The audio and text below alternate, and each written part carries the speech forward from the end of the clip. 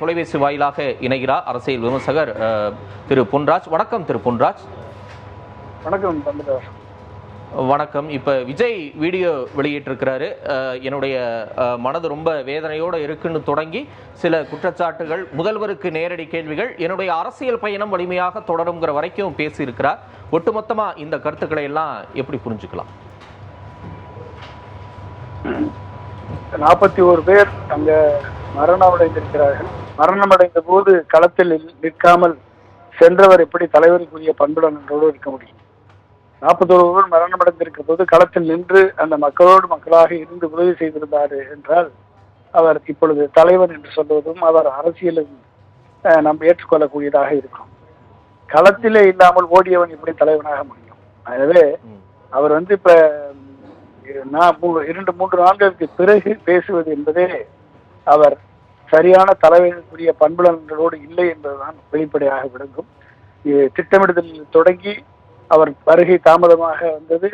பல்வேறு மாவட்டங்களில் இருந்த ஆட்களை ஒவ்வொரு கூட்டத்திற்கும் கூப்பிட்டு பெருந்திரளான மக்களை கூட்டி எனக்குத்தான் செல்வாக்கு இருக்கிறது என்ற ஒரு பிம்பத்தை உருவாக்கி அந்த பிம்பத்தின் மூலமாக இந்த ஒரு போய் பேசக்கூடிய இடத்தில் ஒரு களத்திலே ஒரு ஏற்பாடுகளை செய்யாமல் பல மணி நேரங்கள் தாமதமாக வந்து இப்படிப்பட்ட ஒரு ஏற்கனவே ஒரு கும்பல் இருக்கிறது, அது மேலே மோதக்கூடிய அளவுக்கு இன்ஃப்ளோ இவர் கூட வந்த 5000 பேர் 10,000 பேர் சேரும் பொழுது அங்கே 10 மணி நேரமாக காத்து கொண்டு தண்ணி இல்லாம ஒரு பாத்ரூம் கூட போக முடியாத அளவுக்கு குழந்தைகளும் பெண்களும் காத்து கொண்டிருக்கும் பொழுது இவர் பஸ் உள்ள நுழைஞ்ச உடனே தான் அந்த தள்ளுமுள்ளு ஏற்படுது. எனவே இந்த ஒட்டுமொத்த இந்த 41 உயிரிழப்புக்கு முதல் காரணம் திரு விஜய் அவர்கள் தான். அவர் இப்பொழுது யாரிடமோ ஆலோசனை பெற்றுக் கொண்டு நேற்று யாரையோ சந்தித்து விட்டு இன்றைக்கு பேசுவது அவரது அரசியல் எங்கே செல்கிறது, எந்த திசை நோக்கி செல்கிறது, எப்படிப்பட்ட அரசியலை அவர் நடத்தி கொண்டிருக்கிறார் என்பது இன்றைக்கு வெட்ட வெளிச்சமாகிவிட்டது.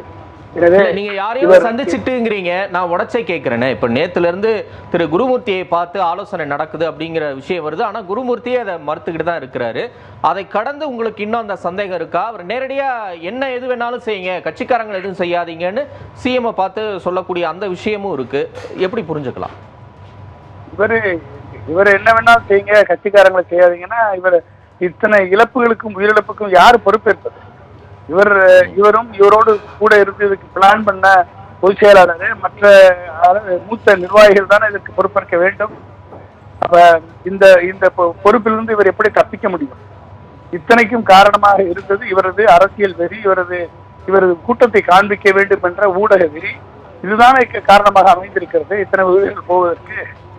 அப்ப ஒரு சரியான கட்டமைப்பை உருவாக்காமல் ஒரு ரசிகர்கள் கூட்டத்தை மட்டுமே வைத்துக்கொண்டு ஒரு சினிமா கவர்ச்சியை வைத்து இப்படி ஒரு கூட்டத்தை கூட்டி மாநாடு நடத்தி தமிழகம் முழுக்க இருந்து வரக்கூடிய தொண்டர்களை வரவழைத்து கூட்டம் நடத்துவது ஏற்றுக்கொள்ளக்கூடியது.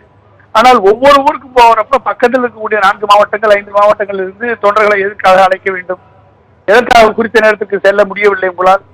எதற்காக நீங்க கூடையே ஊர்வலம் மாதிரி கூட்டத்தை 1000 பேர் 2000 பேரை பைக்லையும் கார்லையும் நடந்தும் கூட்டிட்டு வர்றீங்க.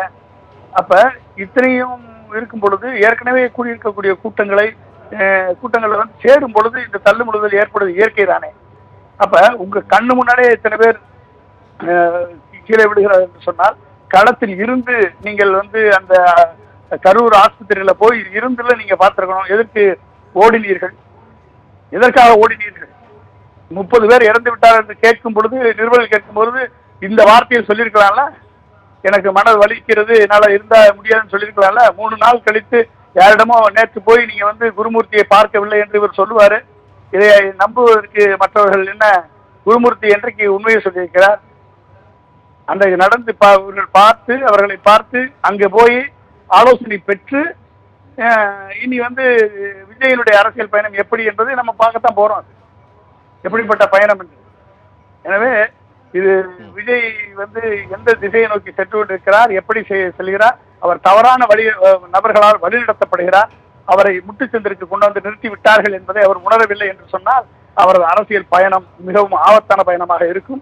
இனிமேலும் விஜய் என்பவர் சரியான திட்டமிடுதல் இன்றி எந்த ஊருக்குள்ளும் நுழைய அனுமதிக்க கூடாது தமிழக அரசு. அவர்கள் மீது நடவடிக்கை எடுக்க வேண்டும். இனிமேல் அவர்கள் பயணப்பட வேண்டும், கூட்டம் போட வேண்டும் என்று சொன்னால் ஊருக்கு வெளியே தான் அவர்கள் இடத்தை தேர்வு செய்து அங்கேதான் கூட்டம் போட வேண்டும். இந்த தடைகளை கண்டிப்பாக விதிக்க வேண்டும். தமிழக முதல்வர் விஜய் மீதும், விஜய் கூட இருந்து இந்த மேல்மட்ட பிரதிநிதிகள் மீதும் கண்டிப்பாக நடவடிக்கை எடுக்க வேண்டும். நன்றி திரு பொன்ராஜ். இணைப்பில் வந்து உங்களுடைய கருத்துக்களை பதிவு செய்தமைக்கு.